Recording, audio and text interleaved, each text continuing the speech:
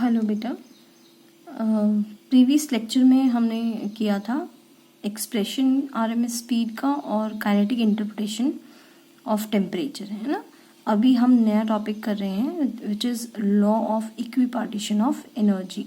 This is also very important.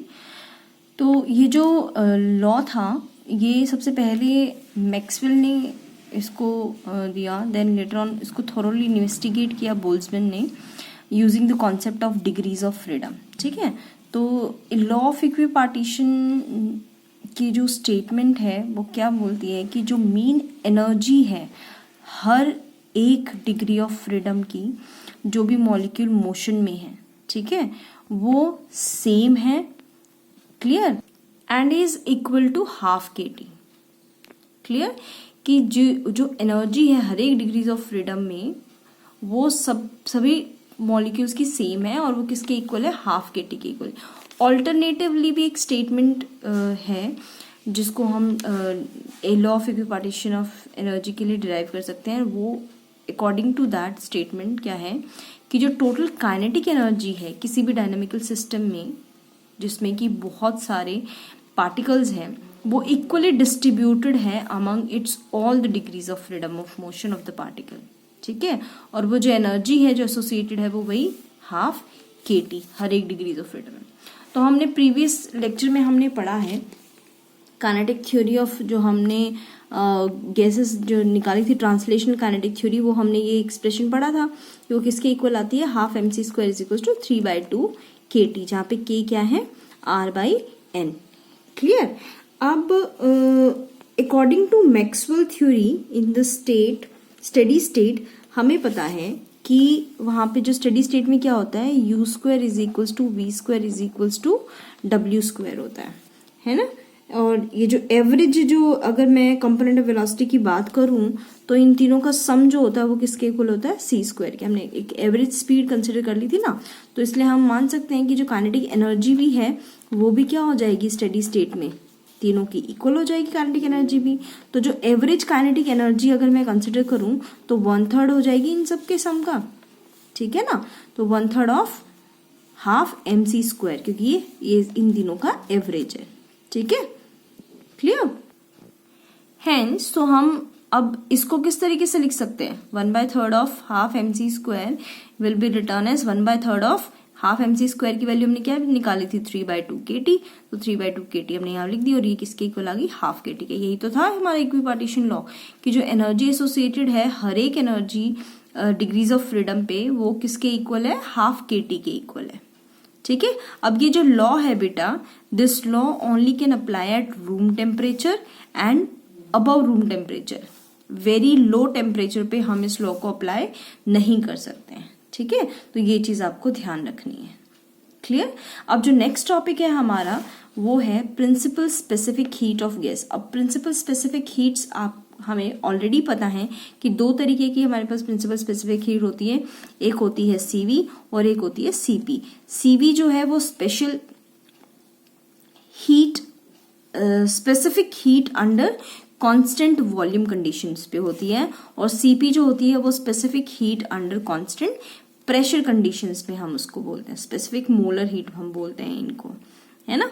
तो इनकी जो वैल्यू है वो हम कैलकुलेट कर सकते हैं law of equipartition of energy को यूज करके। कैसे करेंगे, तो इसके लिए हम क्या मान लेते हैं, हम कंसिडर कर लेते हैं एक perfect gas, 1 mole of a perfect gas at absolute temperature. ठीक है, और जिसमें total n number of molecules हैं, जहाँ पे कैपिटल N जो है वो एवोगैड्रो नंबर को स्पेसिफाई करता है। तो उसकी जो इंटरनल एनर्जी है वो कैपिटल U है। ठीक है ना, और वो किसके इक्वल है, total kinetic energy of the molecule. तो हम इसको U को कैसे डिफाइन कर सकते हैं, टोटल जो मेरे पास नंबर्स हैं और उनकी हर एक की जो काइनेटिक एनर्जी, हर एवरेज काइनेटिक एनर्जी हमने सारे गैस मॉलिक्यूल्स की कंसिडर कर ली और उसको n नंबर ऑफ मॉलिक्यूल से मल्टीप्लाई कर दिया, तो मेरे पास क्या आ जाएगी, टोटल इंटरनल एनर्जी आ जाएगी उस सिस्टम की। ठीक है, तो अब हम मान लेते हैं suppose if each gas molecule is suppose to possess a total of n degrees of freedom. तो law of equipartition of energy क्या बोलता है कि जो काइनेटिक एनर्जी हो जाएगी वो क्या हो जाएगी, जितने मेरे पास नंबर ऑफ मॉलिक्यूल्स हैं और जितनी काइनेटिक एनर्जी हर एक डिग्रीज ऑफ फ्रीडम पे एसोसिएटेड है। तो हमने लॉ ऑफ इक्विपार्टीशन से ये निकाला है कि जो हर एक मॉलिक्यूल पे जो हर एक डिग्री ऑफ फ्रीडम के अकॉर्डिंग जो मेरी एनर्जी एसोसिएटेड है वो कितनी है, हाफ kT, और टोटल जो है n नंबर ऑफ मॉलिक्यूल्स हैं, तो मेरी टोटल काइनेटिक एनर्जी क्या आ गई, n इंटू हाफ kT, तो n/2 kT। तो U क्या आ जाएगी, capital N into n/2 kT। Clear. तो यहाँ पे हमने क्या किया, कैपिटल N को अंदर ले गए, स्मॉल n को बाहर ले आए, और ये जो n इंटू के होता है ये यूनिवर्सल गैस कांस्टेंट होता है बेटा, जिसको हम R से रिप्लेस करते हैं। ठीक है, तो मेरी U की जो वैल्यू आ गई है वो क्या आ गई है, n/2 इंटू RT। क्लियर।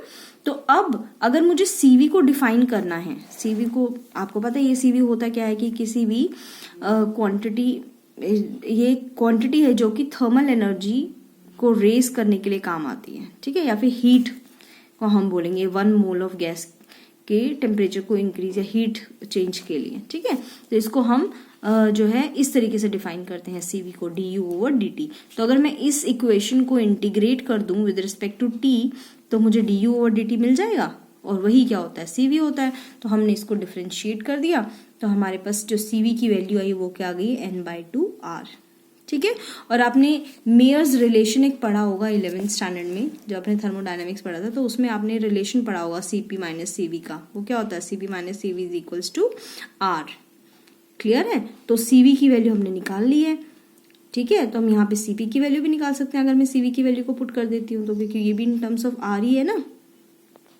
ठीक है, तो हमने क्या किया, CP की वैल्यू को अगर हमें डिराइव करना है तो वो क्या हो जाएगा, CV प्लस R, और CV की वैल्यू हमने अभी निकाली है n/2 R प्लस R।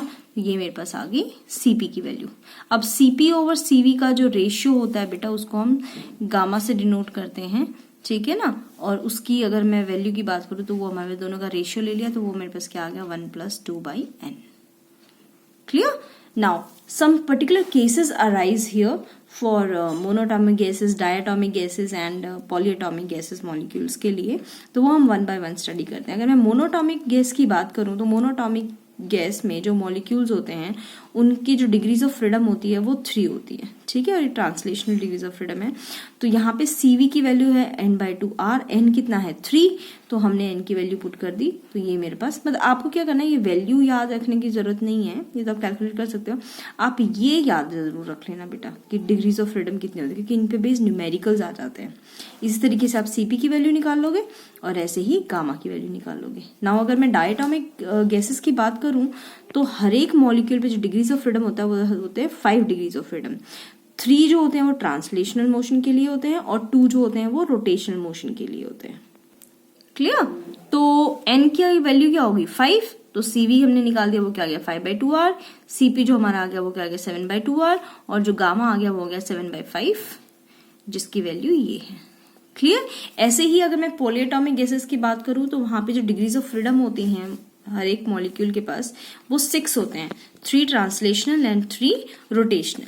ठीक है, तो n की वैल्यू आ गई हमारे पास 6, तो हमने CV की वैल्यू निकाल दी, CP की वैल्यू निकाल दी और गामा की वैल्यू निकाल दी। ठीक है, ये टॉपिक भी बहुत इंपॉर्टेंट है बेटा एग्जाम पॉइंट ऑफ व्यू से, और ये आया है मैक्सिमम। ठीक है ना, तो इसको भी अच्छे से करो, और कोई भी डाउट होता है तो मुझे बताइए आप लोग।